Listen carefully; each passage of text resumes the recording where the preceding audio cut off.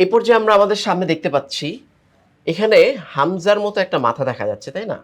কিন্তু হামজাটা হয় একটু বাঁকা করে আর তার মাথাটা হয় একটু ছোট।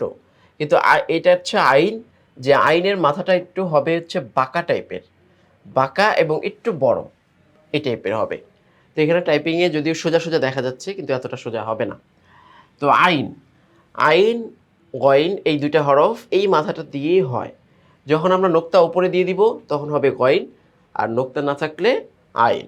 আর অবশ্যই এই দুইটা বাড়তি অংশ কেটে যাবে যখন সেটা অন্য সব হরফের সাথে মিলে একটা শব্দ গঠিত হবে। তা আমরা দেখতে পাই এখানে বা আইন দাল। এখন কথা হচ্ছে আইনের মাথা তো আমরা এভাবে দেখলাম, এখানে এসে আবার এমন হয়ে গেল কেন? যদি আইন কোনো একটা শব্দের মাঝখানে আসে অথবা শেষে আসে তখন তার মাথাটা এভাবে হয়ে যায়। কিভাবে হয়ে যায় আমি একটু টান দিয়ে দেখাচ্ছি।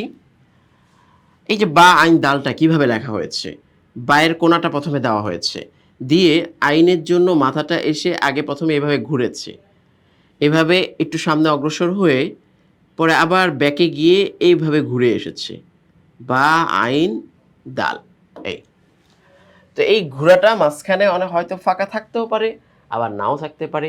হয়তো বা সেটা একবার এই যে এখানে যেমন মিলিত রয়েছে কালি দিয়ে সেটা মিলিত থাকতে পারে, আবার সেটা এরকম ফাঁকা জায়গাও থাকতে পারে। হা কিন্তু কখনো এইভাবে হয় না। হায়ের মাথাটা সবসময় কি হবে? চিকন হবে। প্রশ্ন আসতে পারে যে হায়ের সাথে যদি আইন মিলে মিলে যায়, তো আমরা বলবো এই যে বা, এখন যদি আমরা হা লিখি তাহলে কিভাবে লিখবো? এই যে হা কিন্তু এইভাবে আসে। তো হা কখনো এই যে এভাবে লেগে যায় না, এদিক থেকে এভাবে লাগবে না। যখনই আমরা দেখব যে এদিক থেকে লেগে গিয়েছে তাহলে সেটা আইন হয়েছে। আর আইনটা এইভাবে যখন শব্দের মাঝখানে আসে তখন। তো শব্দের শুরুর জায়গার আইনটা তো এভাবে আমরা দেখলামই। তো শব্দের শুরুতে আরেকটা শব্দ আমরা লিখে দিব যেটা বুঝতে আপনার জন্য সহজ হবে। আচ্ছা, এ পর্যন্ত গেল আমাদের আইনের মাথা এবং কয়েনের মাথার ব্যাপারে আলোচনা। তো আমরা উদাহরণগুলো দেখি।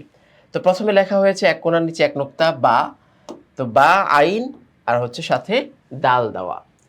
ঠিক তা গইন, আর এখানে কি আসছে? যেহেতু দালের উপর এক নোক্তা দিলে কি হয়ে যায়? জাল হয়ে যায়, তা গইন জাল।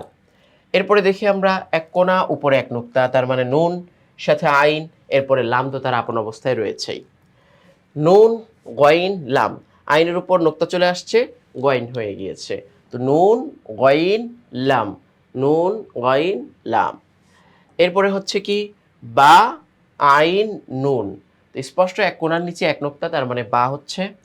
তারপরে নুন গইন নুন, তো নুন উপরে এক নোক্তা কোণার, তার মানে নুন গইন নুন হয়ে গেল। এরপরে আমরা এখানে দেখি এক কোণার উপরে তিন নোক্তা, তার মানে সা, সা এর সাথে আইন, সা আইন লাম। এরপরে কি? বা, বা গইন লাম। এরপরে ইয়া আইন লাম। এরপরে তা গইন লাম, সা গইন লাম। তো সা গইন লাম এখানেও একবার, এখানেও একবার, একটু যাচাই বাছাই করার জন্য বা একটু মাথাটাকে ক্যাচ করার জন্য যে আগে এরকম একটা শব্দ গিয়েছে কিনা। এরকম অনেক শব্দ এরকম রিপিট আসবে। তারপরে ইয়া গইন লাম। এইভাবে হয়ে গেল পুরোটা আমাদের উদাহরণ। তো চিহ্নগুলো কোণাগুলো শেখা এবং হরফের ধরনগুলো অন্য হরফের সাথে মিলতে গিয়ে তার অবস্থাটা কেমন হয়ে যায় সেটা যখন মাথায় ঢুকে যাবে তখন হরফগুলো চেনাটা সহজ হয়ে যাবে। তো সহজ করণার্থে আমি একটা শব্দ বা দুইটা শব্দ দেখাই যে আইন তার আপন এই চিহ্নটা নিয়ে যখন শব্দের শুরুতে আসে। আমরা দিলাম আইন সাথে দাল সংযুক্ত হলো, এরপরে লাম, আদালা এই শব্দটা আমরা দিলাম, আইন দাল লাম। এরপরে আমরা এটাকে উল্টে দিই। উল্টে মানে কি? লামটাকে আগে দিব, দালটাকে পরে দিব। গইন লাম দাল, এই গইন একটা নোক্তা দিয়ে আমরা গইন বানিয়ে ফেললাম এটাকে, যেহেতু আইন আগে আমাদের আছেই। ঠিক আছে, তো গইন লাম দাল হয়ে গেল। এখানে যদি আমরা আরেকটা নোক্তা দিই তাহলে জাল হয়ে গেল, জাল। আচ্ছা, তো এই পর্যন্ত আমাদের রইল। এখানে আমরা শিখে গেলাম এই আইনের ব্যবহারগুলো শব্দের শুরুতেও বলি, শব্দের মাঝখানে বলি, শেষে যদি আমি আরেকটা বলি যে শেষের একটা শব্দ আমি দেখিয়ে দিই। শেষে অনেক সময় আইন এইভাবে আসে, যেমন আমরা প্রথমে নিলাম নুন,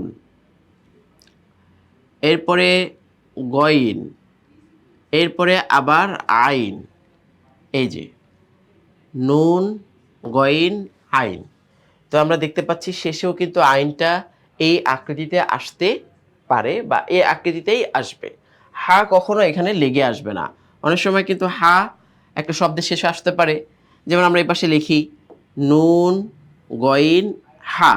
এখন হাটা কি হবে, সর্বদাই এইভাবে এই পাশে তার খোলা থাকবে, কখনোই এইভাবে আইনের মতো বা গয়নের মতো এদিক দিয়ে এসে এইভাবে ঘুরে লাগবে না। তো এটা দ্বারা স্পষ্ট বোঝা যাবে যে এটা কি হা নাকি আইন।